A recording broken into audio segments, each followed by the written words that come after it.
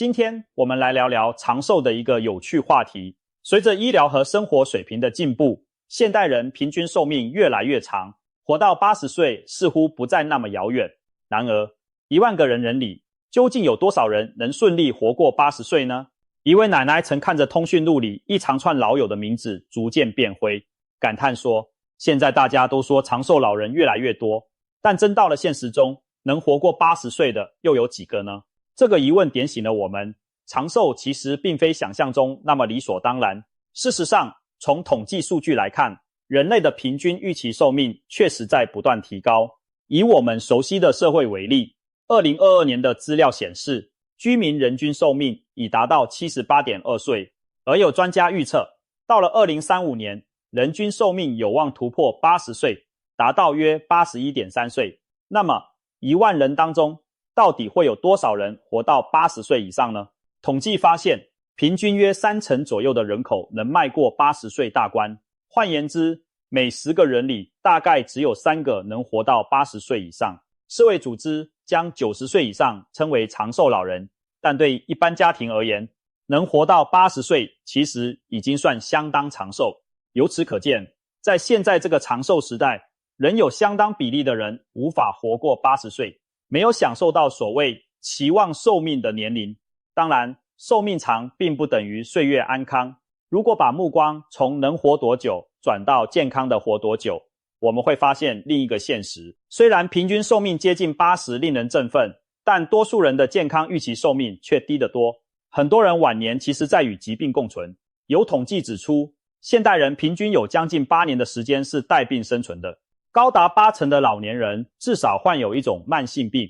随年龄增长，慢性病患病率节节攀升，像关节炎、高血压、心血管疾病这些常见慢病，多半集中在70、80岁时爆发。不少人勉强挨到70多岁，身体机能就每况愈下。因此，寿命与健康始终是一体两面。想活得久，健康的身体必不可少，而保持健康本身又有助于延长寿命。那么为什么那么多人撑不到80呢？许多老人平时看着硬朗，为何一进入70多岁却仿佛走到人生险境？不少人也感慨，平时看着硬朗的老人，往往一次摔跤或一场小病就突然不行了。这并非巧合。70岁到79岁被不少专家称作寿命的危险期或坎儿。在这个阶段，人体各项机能加速老化，免疫系统明显削弱，常年累积的慢性疾病开始全面爆发。很多人在这10年间遭遇致命打击，比如中风、癌症、严重感染，最终没能闯过80岁大门。有人形容79岁是身体加速折旧的一道坎。如果把人生比作闯关打怪，70多岁这一关出现的挑战尤其多。我们身边确实有太多例子印证了这点。一些老人70出头时，还能每天清晨在公园晨练，谈笑风生，但可能一次肺炎或一次跌倒，就在短短几周内夺走了生命。可以说，70多岁是老年健康的分水岭。一旦撑过这段危机四伏的岁月，长寿的希望就大大增加。幸运的是，如果一个人能平安度过70多岁这段高危期，后面的长寿之路往往就顺畅许多。研究长寿的人发现，活到80岁的人群，后续再活10年、20年的比例相当高。换言之，撑过70多岁的考验，长命100岁也不再只是梦想。以日本为例，这个被誉为世界长寿冠军的国家，截至2025年9月，全国100岁人瑞的人数已高达99000多人，逼近10万大关，并且连续55年刷新历史纪录。回顾1963年，日本100岁老人还只有区区153位。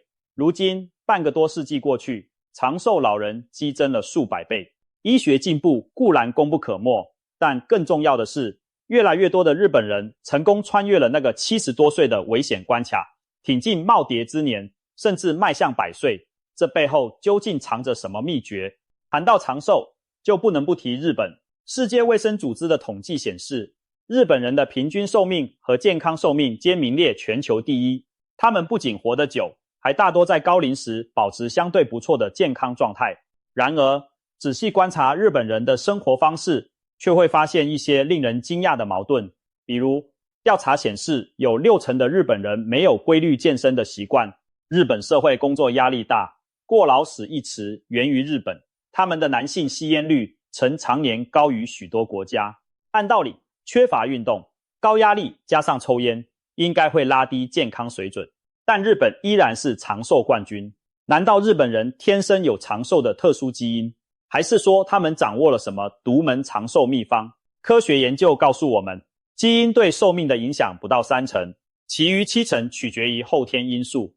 日本人之所以长寿，靠的并非躺着就长命，而是全方位的生活方式管理。其中最核心也最值得我们学习的，当属他们的饮食和日常习惯。归纳起来，日本人的长寿密码包括以下几点。首先，饮食清淡适量是日本长寿的重要基础。日本人讲究腹8分饱，意思是每餐只吃8分满即可。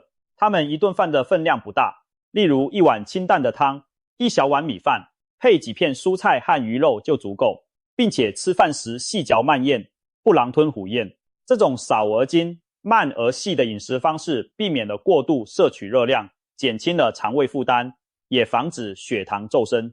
长期坚持下来，肥胖、高血糖等问题自然比较少见，慢性病风险也随之下降。其次，烹调方法健康，少油少盐。日本料理的特色是保持食材原味，常用生食、清蒸、水煮等方式，较少重油煎炸或浓重调味。早在上世纪60年代，日本政府就推行减盐运动，成功降低国民平均食盐摄取量。低油低盐的饮食让日本人在不知不觉中远离了高血压、心血管疾病等隐患。清淡饮食也减少了肥胖率，甚至某些癌症如胃癌、肝癌的发病率都因此降低。一方面因为油盐摄取少，直接减轻了身体负担；另一方面，少油的烹调方式也避免了高温油烟产生的致癌物。再次，日本人特别爱吃鱼，鱼类，尤其是深海鱼，含有丰富的 Omega-3 不饱和脂肪酸，被公认对心血管有益。统计显示，日本人年均鱼类摄取量高达每人100多公斤，经常吃鱼可以降低心脏病和中风的风险。美国有研究发现，比起很少吃鱼的人，爱吃鱼的人罹患心血管疾病和因病去世的风险都明显更低。日本沿海居民常年以鱼为主菜，这也是他们心脑血管病发病率较低，老年人血管维持年轻弹性的原因之一。还有一个秘密武器是各种豆制品。日本人素有豆之国的称号，豆腐、纳豆、味噌汤等豆类食物几乎天天出现在餐桌上。大豆富含植物蛋白，含多种营养素，例如发酵豆制品纳豆含有纳豆激酶，能溶解血栓，预防中风。大豆中还含有大豆异黄酮，能调节荷尔蒙，在研究中表现出抑制乳癌、前列腺癌的效果。经常吃豆制品有助于降低心脏病和高血脂的风险。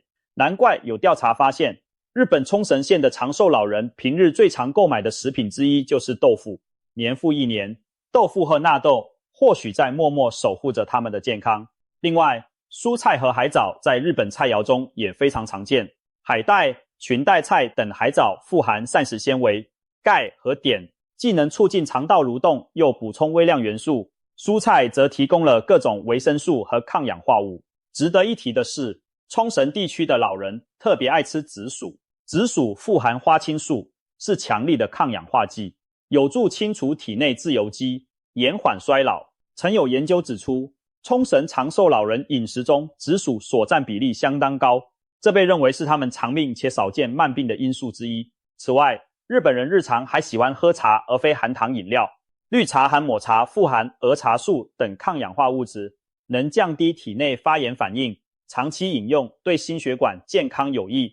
也难怪日本的肥胖率和慢性病率相对较低。这样天然又均衡的饮食为他们打下了长寿的基础。除了饮食，日本人的另一个习惯也值得关注，那就是热水澡和温泉。泡汤文化在日本源远流长，许多日本人无论再忙，每周也会找时间在温泉或自家浴缸中泡泡热水澡。这看似普通的放松方式，其实暗藏长寿玄机。研究发现，经常泡热水澡能改善血液循环，降低血压，还能帮助身体排汗解毒。一项针对日本老年人的调查显示，每周泡汤几次的老人，罹患心血管疾病的风险减少近一半，罹患失智症的风险也降低了约2/3。科学家推测，热水浸泡如同温和的运动，既促进全身血管舒张，又有助于减轻压力、改善睡眠，对心脑健康都有保护作用。对日本人来说，泡澡不仅洗去了一天的疲惫，或许也冲走了体内潜伏的不少健康隐患。再看看日本人的日常起居，别看他们很多人不爱上健身房，但平日里走路、骑车、搭乘电车已让他们保持了相当的活动量。在日本城市，无论年轻人还是老年人，每天行走的步数都不少。退休老人也爱参加社区晨间体操，比如从1928年起风行全国的广播体操。每天清晨，公园里常能见到成群结队的银发族随着收音机音乐舒展四肢，做简单的徒手体操。这种习惯既锻炼了身体的柔韧和平衡能力，又增进了邻里之间的联系。可以说，日本人虽不热衷剧烈运动，但通过融入生活的隐性运动，一样收获了健康益处。长期坚持步行和体操，使得日本老年人的肌肉力量和心肺耐力维持得更好，跌倒、骨折等意外也相对较少发生。此外，心理和社会层面的因素也大大助益于日本人的长寿。许多日本老人虽然退休，却并不退役，他们有的继续在社区发光发热，参加志愿者服务，有的孜孜不倦培养嗜好，种花、种菜、写牌剧、学跳舞。老年生活多姿多彩，日本文化中强调找到人生的 A，Ikigai， 也就是活着的意义所在。对长者而言，这意味着保持一颗对生活有追求的心。研究表明，有明确生活目标和丰富社交的老人，不仅生活满意度更高，认知功能衰退得更慢，寿命往往更长。相反，孤独无所事事的老人，身心状况更易每况愈下。值得一提的是，日本全社会对长者比较尊重和包容，老人普遍拥有家庭和社区的归属感，这种被需要、被关爱的感觉，正是支撑他们健康长寿的精神力量。当然，日本长寿背后还有良好的社会保障和环境因素。日本拥有健全的医疗保险制度，国民定期体检意识强，很多疾病在早期就被揪出并治疗，避免发展到危及生命的程度。公共卫生环境也令人放心，食品安全、水质干净，空气污染相对较低，减少了慢性病的诱因。此外，日本的公共设施和安全措施对老人非常友好，比如街道设计平坦繁华，交通上车辆礼让行人，使得老人外出跌倒或发生车祸的概率降低。有医生指出，台湾可以向日本学习环境安全对长寿的注意。当老人能在安全的环境中自由活动而无后顾之忧，身心健康自然更有保障。有人或许会问，日本人是不是因为遗传好才如此长寿？确实，长寿基因在个别人群中存在，例如冲绳一些超级人类被发现携带有助延缓衰老的基因变异。但科学家也强调，基因只是基础，决定人能否活到90岁以上的关键还是生活方式。基因我们无从改变，但日本人的那些好习惯却是实实在在可以后天养成的。所以说，日本人的长寿秘籍其实我们也能学，而且完全值得去学。既然如此，我们应当如何做才能也像日本人那样轻松跨过79岁这道坎，迈向长寿呢？其实，全球各国的研究早已给出相似的答案。总结起来，就是戒烟限酒、均衡饮食、适度运动、保持心理健康和定期体检这5大支柱。一项哈佛大学从上世纪30年代开始追踪数百人的长期研究发现，如果一个人在50岁以后能做到不吸烟、饮酒有节制、规律运动、饮食健康、维持正常体重，并且拥有稳定良好的人际关系和面对压力的心理韧性，那么他在70岁之后依然健康的概率会大大提升。如果年轻时没有养成好习惯，从50岁后开始改变也不算晚。那项研究中，许多受试者到了中年才戒烟限酒，改善生活作息，结果他们的身体状况依然得到了明显的提升。概括来说，长寿的生活处方并不复杂，只要做到远离香烟和酗酒，保持动起来的习惯，吃得健康不过量，管好体重，还要心态平和，多和亲友谈笑，做到这些，想不长寿都难。比如吸烟会大幅增加罹患肺癌、心脏病的风险，一定要戒除。过量饮酒伤肝伤脑，还可能引发高血压和意外，必须严控。运动方面，没必要成为铁人三项选手，但至少每周保持几个小时的中等强度活动，如快走、慢跑或游泳，让心肺功能和肌肉力量维持在较年轻的水准。养成每天散步的习惯，哪怕晚饭后在社区走上30分钟，也比饭后瘫在沙发上强得多。还有，别让自己的体重超标，肥胖会增加糖尿病、高血压、关节炎，甚至某些癌症的风险。想长寿，就不能让身体长期背负过重的负担。饮食方面虽是老生常谈，却十分重要。比如要多吃蔬果，摄取足量蛋白，控制油盐糖的摄入，每天都应保证有新鲜蔬菜水果、全谷杂粮以及豆制品和鱼肉等优质蛋白上桌，少吃过度加工的食品和含糖饮料，饱食终日不可取，7分饱、8分饱最为适宜。假如能像日本人那样管住嘴，其实就成功了一大半。同时保持体型匀称，中年以后新陈代谢变慢，更要警惕体重飙升。透过适当节制饮食，并配合规律运动，把体重维持在理想范围内，不仅让人看起来轻盈年轻，身体各器官也能减负，运作得更轻松，寿命自然更长。除了吃喝动，别忘了休息和情绪管理的重要性。人到中老年，充足而规律的睡眠是最经济有效的养生法宝。尽量固定作息时间，晚上11点前就寝，确保每晚有7小时左右的睡眠。睡觉时，大脑和身体会进行各种修复，免疫系统也在夜里加紧巡视，清除隐患。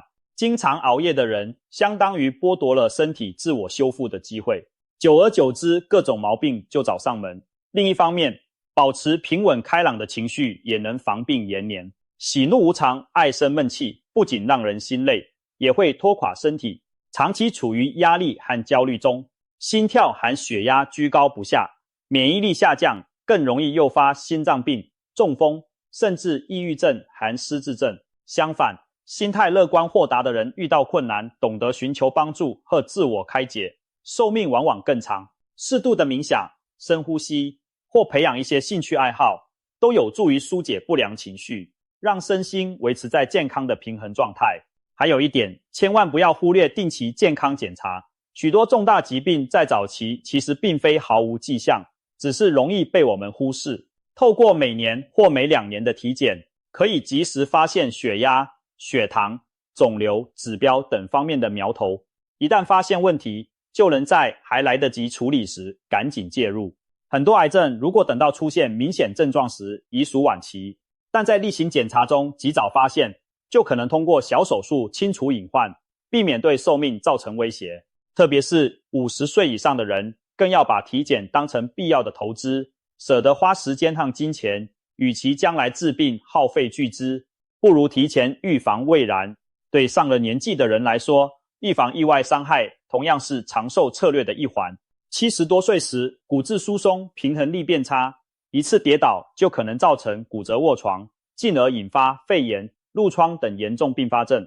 为了避免一跤失足成千古恨，我们应该主动改善生活环境和习惯，比如保持地板干爽防滑，浴室装设扶手，地上不乱放容易绊倒的杂物，夜间起床有足够照明等等。这些细节都能大幅降低跌倒风险。平时也可以练习提升平衡感和腿部肌力，如打太极拳、单脚站立、轻负重、深蹲等简单动作，增强下肢的稳定性。